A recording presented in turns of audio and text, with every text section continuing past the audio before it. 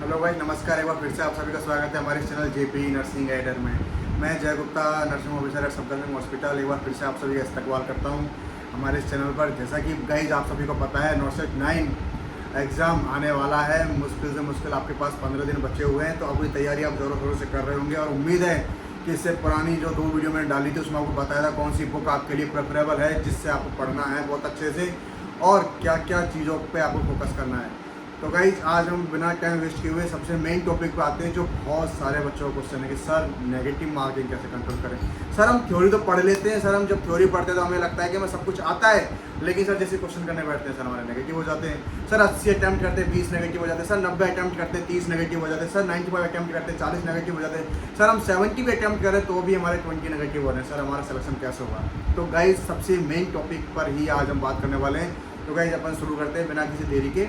तो गाइज सबसे पहले तो आपको समझना होगा कि अगर आपके नेगेटिव बहुत ज़्यादा हो रहे हैं तो आपका कहीं ना कहीं थ्योरी पोर्शन वीक है, या फिर आप थ्योरी पढ़ते रहे हो। देखो गाइज पढ़ने के 2 तरीके होते हैं, एक तो रेगुलर स्टडी होती है और एक स्मार्ट स्टडी होती है। स्मार्ट स्टडी में इंसान क्या करता है, की पॉइंट पे फोकस करता है, या फिर क्वेश्चन जब सॉर्ट आउट करता है ना गाइज, जैसे पी आर आता हो गया, टारगेट हो गया, तो इसके क्वेश्चन जब सॉल्व करता है तो वो वहीं पर स्टार मार्क शो करता है, या फिर डबल स्टार मार्क शो करता है कि अरे हाँ अच्छा यहाँ से ऐसे क्वेश्चंस बन रहे हैं।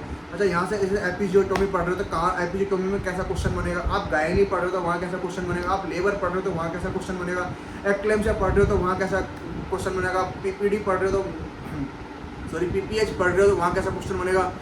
तो अब जैसे पीपीएच है, पीपीएच में 3 टी होते हैं, वो पता होना चाहिए, ठीक है। उसके अलावा पीपीएच का टी मैनेजमेंट क्या है वो आपको पता होना चाहिए। अगर कई बार ना कॉम्प्लिकेशन हो जाए तो आपको मैनेजमेंट पता होना चाहिए। गाइस यही है बस। अब आप पूरा पढ़ो, पीपीटी पीपीएच ये होता है, पीपीएच में ये होता है, पीपीएच का इस तरह से होता है, लेबर के बाद ऐसे होता है, 6th वीक के बाद ऐसे होता है, ये सारी चीज़ पढ़ोगे तो गाइस यहाँ से क्वेश्चन नहीं आते। आपको पता होना चाहिए क्वेश्चन कहाँ से मेनली पुटअप होते हैं, उन चीज़ों की। तो आपकी जो किताब है ना, जो आपकी थ्योरी वाली नोटबुक है गाइज, आप जब पहली बार दूसरी बार तीसरी बार जब पढ़ते हो तो गाइज तभी ही आपको है ना अंडरलाइन हो जानी चाहिए चीज़ें कि अच्छा मुझे जब लास्ट मिनट रिवाइज करूँगा तो मुझे सिर्फ ये की पॉइंट्स पे ही फोकस करना और इन्हीं को जाके आगे मुझे रिवाइज करना है, जिससे कि मेरे क्वेश्चंस में हेल्प मिले।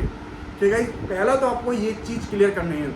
अब गाइज जैसे कि आपको पता है कि मान चलो आपका 100 क्वेश्चन का पेपर है, कि आपको लग रहा है कि मैं 90 क्वेश्चन अटैम्प्ट करूँ। देखो भाई, ये तो 2 तरीके होते हैं। आप 2 तरीकों में से पहले तो अपने आपका है ना अपना पोटेंशियल आप क्रिएट करो कि आपका पोटेंशियल क्या है। जैसे कि मान लो कुछ स्टूडेंट्स होते हैं 70 क्वेश्चन अटैम्प्ट करते हैं लेकिन उनके 3 नेगेटिव होते हैं, तो भाई अच्छा रेशियो है। और कुछ स्टूडेंट होते हैं जो 90 क्वेश्चन अटैम्प्ट करते हैं तो 15 नेगेटिव हो रहे हैं, तो ये भी अच्छा रेशियो है। तो ये दोनों चीज़ें चल रही है, तो इसमें आपको एक्सपेरिमेंट नहीं करना। लेकिन गाइस जैसे कि कोई 80 क्वेश्चन अटैम्प्ट कर रहा है तो 20 नेगेटिव हो रहे हैं, या फिर कोई 95 क्वेश्चन अटैम्प्ट कर रहा है तो उसको 40 नेगेटिव हो रहे हैं, या फिर कोई 70 क्वेश्चन अटैम्प्ट कर रहा है तो भी उसके 15 नेगेटिव हो रहे हैं। तो गाइस ये क्वेश्चन मार्क है यहाँ पर कि गाइस आपका कहीं ना कहीं थ्योरी पर्सन वीक है, या फिर आप क्वांटिटेटिव मैनेजमेंट नहीं कर पा रहे। तो गाइस नेगेटिव मार्किंग 2 तरीके से होती है, क्वालिटेटिव मैनेजमेंट से और क्वांटिटेटिव मैनेजमेंट से।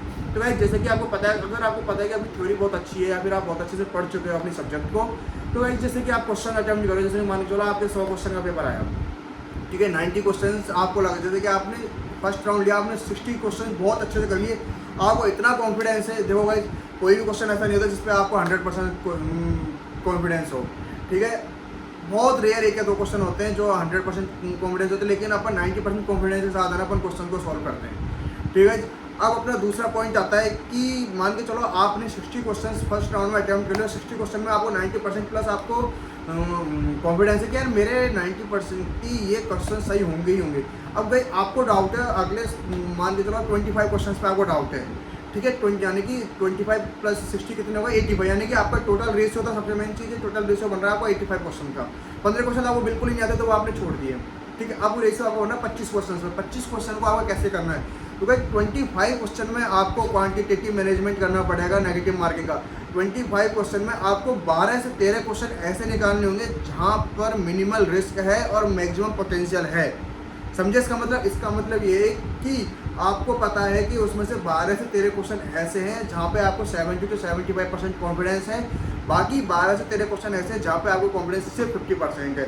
तो गाइज वो 50% जो कॉन्फिडेंस है वो आपको निकाल देने वहाँ से। तो आपको कितने 13 क्वेश्चन और अटैम्प्ट करने, 60 + 13 कितने होगा 73।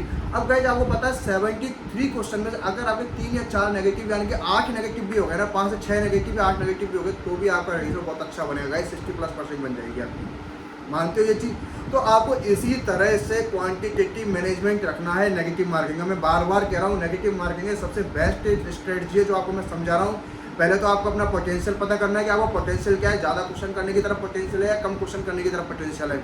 उसके बाद आपको मैनेजमेंट समझना, क्वालिटेटिव क्वांटिटेटिव मैनेजमेंट लेना नेगेटिव मार्किंग का।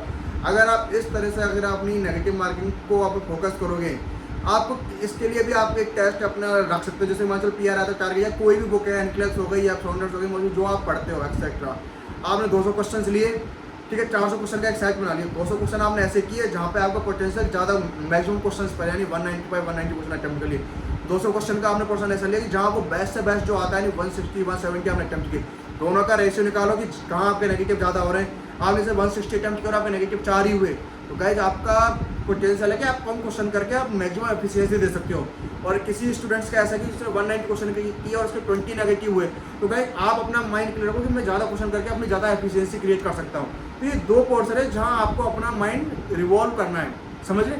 उसके बाद फिर जो मैंने तीसरी स्ट्रेटजी बताई आपको क्वांटिटेटिव मैनेजमेंट की, कि हाँ आपको इस तरह से मैनेजमेंट रखना है, वहाँ आपको फोकस करना है। तो गाइज यहाँ पे नेगेटिव मार्किंग की प्रॉब्लम ही सॉर्ट आउट हो जाएगी। और उसके बाद भी अगर आपको नेगेटिव मार्किंग में कोई दिक्कत आती है, तो गाइज मैं जय गुप्ता आपके साथ बैठा हुआ हूँ। आप मुझे टेलीग्राम पे जुड़ सकते हैं, आप मुझे व्हाट्सएप पे जुड़ सकते हैं, आप मुझे इंस्टाग्राम पे जुड़ सकते हैं। आप मुझे कोई भी आपकी पर्सनल कोई भी प्रॉब्लम हो पढ़ाई से रिलेटेड, आप मुझे पर्सनल मैसेज भी कर सकते हैं गाइज। मैं जब भी अवेलेबल होऊंगा मैं आपको जरूर से जरूर अटेंड करूँगा गाइज, ठीक है। अब से मैं हमेशा हर वक्त आपके साथ जुड़ा रहूँगा जब तक आपके एग्जाम्स में क्लियर ना करा दूँ गाइज, ठीक है। तो अभी इस वीडियो में इतना ही।